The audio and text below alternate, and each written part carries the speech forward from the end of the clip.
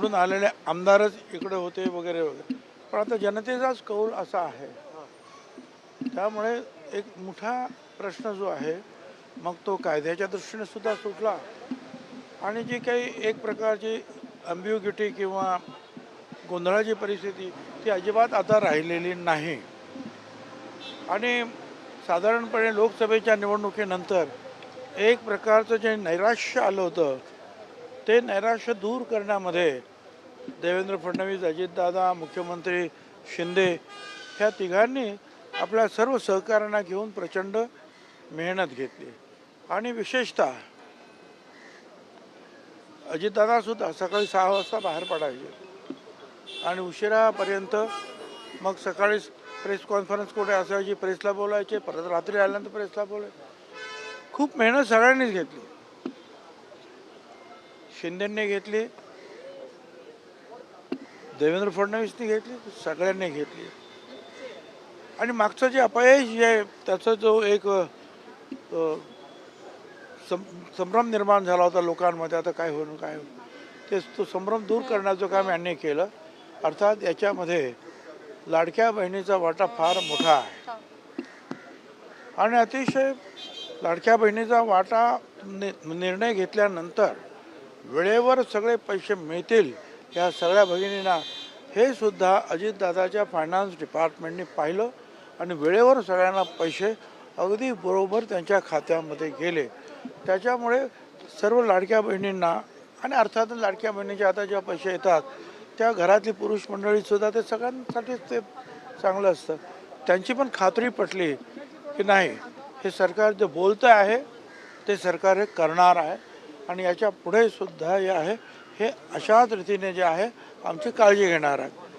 त्यामुळे ज्या जनतेनं फार मोठ्या प्रमाणावर विश्वास टाकला आणि आज आपण पाहतो आहोत की महिलांचं मतदानसुद्धा इतर वेळेपेक्षा जास्त झालेलं आपल्याला दिसून येतं.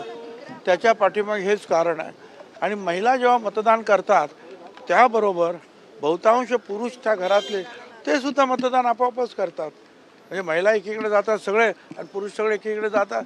क्वचित 5% असं होत असेल, परंतु महिला आणि पुरुष एकत्रित जो आहे तो निर्णय घेतात की नाही आपल्याला यांच्याबरोबर जायचं आणि त्याप्रमाणे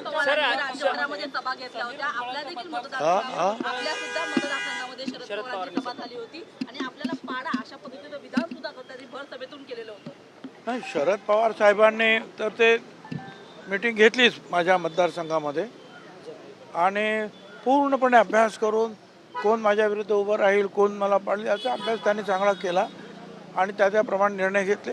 आणि ठीक आहे, त्यांच्या पक्षाचा उमेदवार माझ्या विरुद्ध उभा होता म्हणून त्यांनी ते घेतलं ते मी समजू शकतो.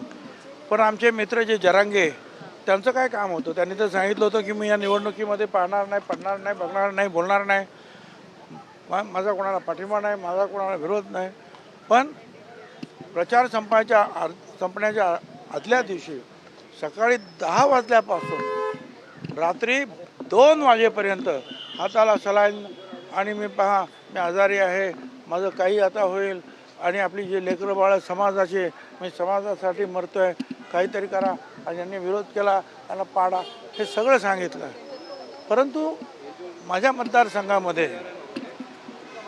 त्याचा परिणाम निश्चितपणे झाला, माझ्या मताधिक्यावर त्याचा परिणाम झाला.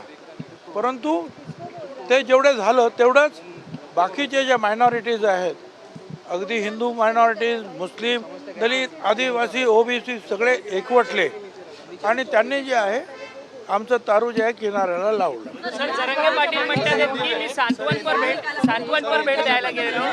जरांगे पाटील भुजबळांच्या मतदारसंघामध्ये कायदा आणि सुव्यवस्थेचा प्रश्न निर्माण होईल अशी परिस्थिती होती. मर्डर करण्यापर्यंत धमकी तिथं देण्यात आले होते. आता ते तुम्ही सगळ्यांनी आता माझ्यापेक्षा तुम्हीच ते जे आहे टी व्हीवर जे आहेत पाहिले, मला मी बघितलेलं आहे, ह्या धमक्या वगैरे दिल्या होत्या. परंतु एक लक्षात आहे, माझा मतदारसंघ सोडल्यास 287 मतदारसंघामध्ये लाडक्या बहिणीचा वेग जास्त होता. समीर भुजबळ जे आहे हे स्वतंत्र उभे होते. त्यांच्याकडे कदाचित महायुतीपैकी कुणाचं तरी चिन्ह असतं तेही निवडून आले असते. परंतु तिथे आणखीन एक गोष्ट घडली, ती म्हणजे शिवसेनेचे उमेदवार होते गणेश धात्रक, ते अजिबात चालले नाहीत. आणि एक मराठा समाजाचे सुद्धा डॉक्टर बोरसे म्हणून उभे होते, तेही चालले नाही.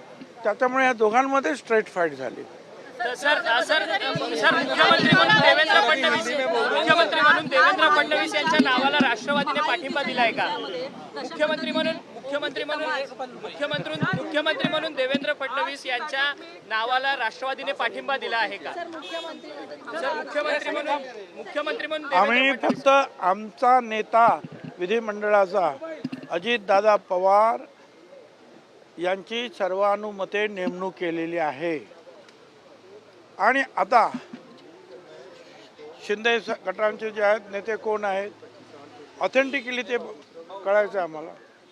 बीजेपीच्या नेतेपदी कोण येत आहेत ते पण अधिकृतरित्या आमच्याकडे यायचं आहे.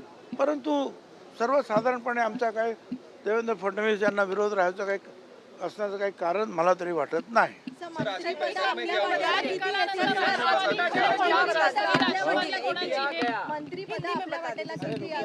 अरे भाई, पहला तो जो है गवर्नर हमको बुलावे.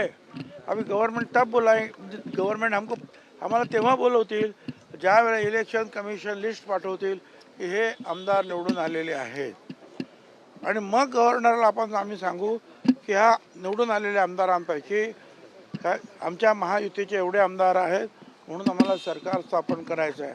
आणि मग जे गव्हर्नर साहेब जे आहेत ते आमंत्रित करतील. आणि ते सगळं झाल्यानंतर आपसात बसून जे आहे मुख्यमंत्री पदाचा सुद्धा निर्णय होईल.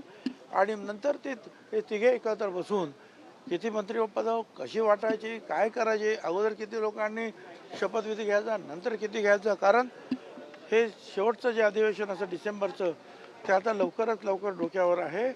त्यासाठी जे आहेत हे निर्णय त्यांना घ्यावे लागतील. पण आपल्या पक्षाचा स्ट्राईक रेट चांगला आहे, त्यामुळे काही दावा करण्यात येऊ शकतो का? निवडणुकीच्या आधीपासूनच राज्यामध्ये मराठा ओबीसी असा एक वाद पेटवला गेला होता. मराठा समाजाने सुद्धा महायुतीला चांगलं खरं तर साथ दिलेली आहे. असं दिसत आहे ही जी काही लाडक्या बहिणींनी जे सहकार्य केलं त्याच्यामुळे.